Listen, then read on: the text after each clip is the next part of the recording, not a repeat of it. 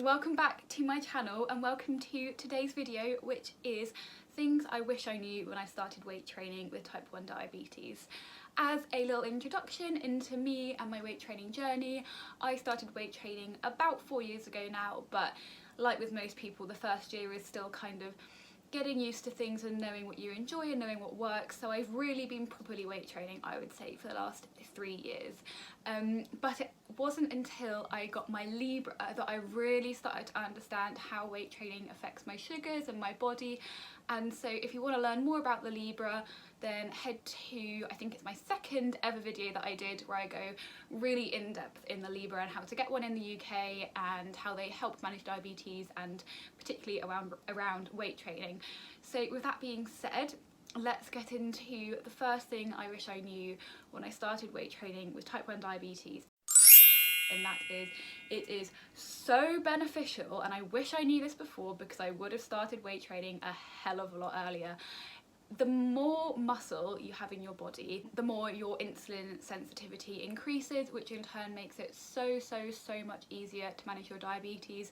You need less insulin, you're less likely to go and have blood sugars that are spiking all the time, and it just really helps to regulate your blood sugars. If only I knew what this could do for me and my insulin needs and my sugar levels, I would have started weight training way before then. If you are considering weight training with diabetes and you're a bit nervous, please don't let that stop you, because the benefits really outweigh anything that could put you off or anything that's a bit intimidating about it. And I hope that in this video, some of the things that I say will encourage you to start weight training and will let you know that it really is so beneficial for you. Second thing, having said that I wish I knew when I started weight training, was that unfortunately it is a bit harder for type 1 diabetics to get results than for the average population. In terms of results, I mean in terms of your body composition and your progress in that way. So obviously most people start weight training because they want to get a bit leaner, build some muscle, lose some fat, that kind of thing, which is 100% possible with type 1 diabetes, but it does take just that little bit more effort than for the average person. For example, there are a few things that can get in the way, like if you have a high or low blood sugar that gets in the way of your workout. If you go low, you have to completely stop your workout. High blood sugars will actually impede the effectiveness of your workouts. If you're working out with high blood sugars, you're not actually going to build the muscle that you want to be building because of all the hormones that are getting in the way.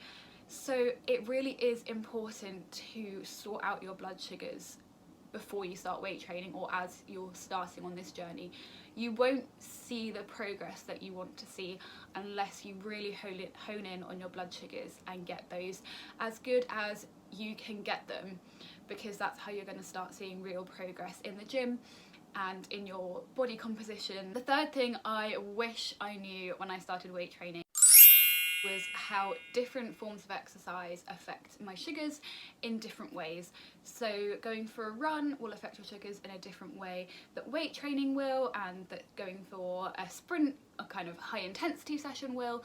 There are so many things that come into play, and you really need to get to know your own body's reaction to different forms of exercise so you can react and plan accordingly. So for example, if you're doing a sprint session, it's likely that the adrenaline is going to kick in really quickly and your blood sugars will spike even though you're doing exercise, and which obviously we all know that burns through our blood sugars and lowers them, but the effects of the adrenaline can negate that. So you need to work out how to plan your insulin around that. You might even need more insulin for a heavy sprint session or a heavy lifting session than you would do for a more calm, steady state session. Having said that, there's even more definition within that. So for example, weight training, like I said, the adrenaline can kick in and mess you about a bit. But again, it also depends on the type of weight session you're doing. So for example, if you're doing a low rep, high weight session, it's likely the adrenaline will have more effect than if you're doing kind of a higher to medium rep range with a lighter weight. Just like training different body parts has a different effect for me personally. So for example, if I'm doing a leg session, it's likely that I will go low regardless of the adrenaline, whereas for upper body I do tend to go a bit higher.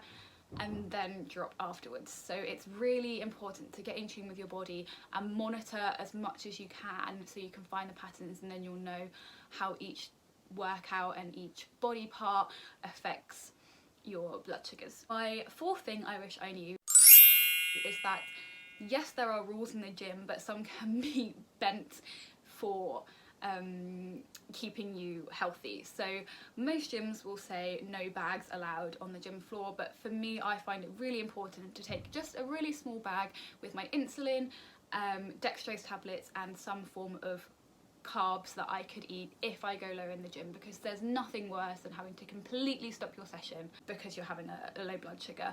So for example, at uni I take a smoothie with me to have after my workout, but I always take that into the actual gym floor with me now, just because if I do end up going low, then it's something really easy I can just chug, and no one's ever complained to me, and if they do, I just explain that I'm type 1 diabetic.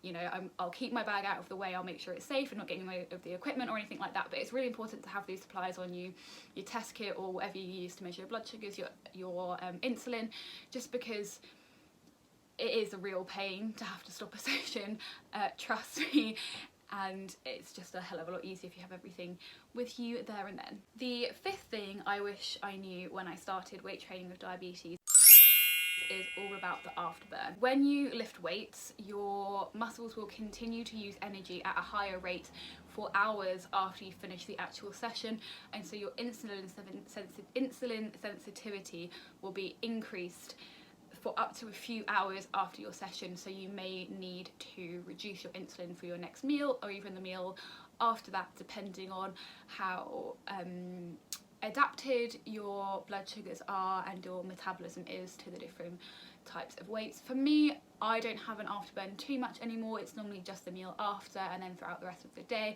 it's kind of steady where it normally is. But when you're starting to work out, the afterburn can really have quite a strong effect on your blood sugars, so you need to be careful not to overdo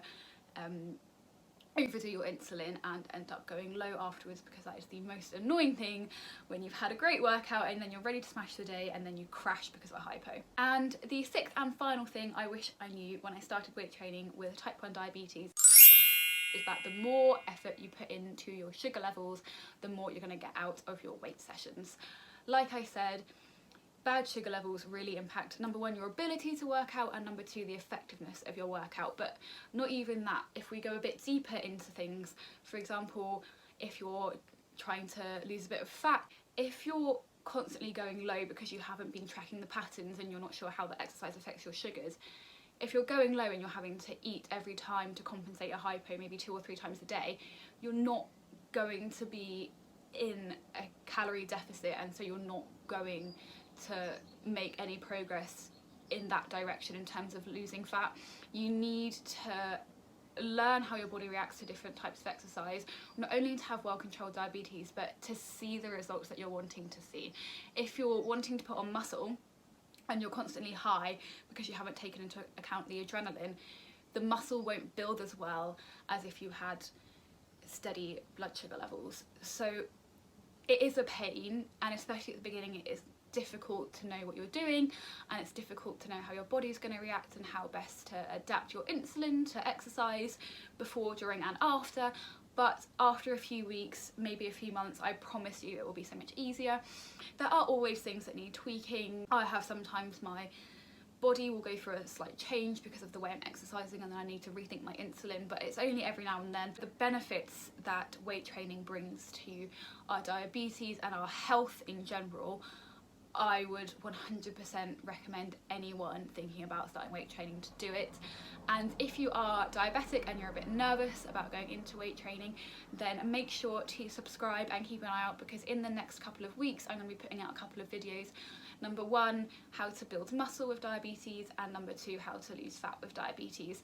So I'll be going all in on how exactly you need to alter your insulin and your food intake and that kind of thing around exercise, and use these tools to your advantage to make as much progress as you possibly can, both with your blood sugar management and in terms of any physical goals you may have. So I hope you have enjoyed this video. I hope it's been useful for anyone who may be starting out in weight training with diabetes, or for anyone who just wants a reminder of the things we need to be thinking about every time we step into the gym or go on whatever workout we're doing. So let me know in the comments below, of course, as ever, any videos that you guys would like to see, and I will see you guys in the next video. Bye!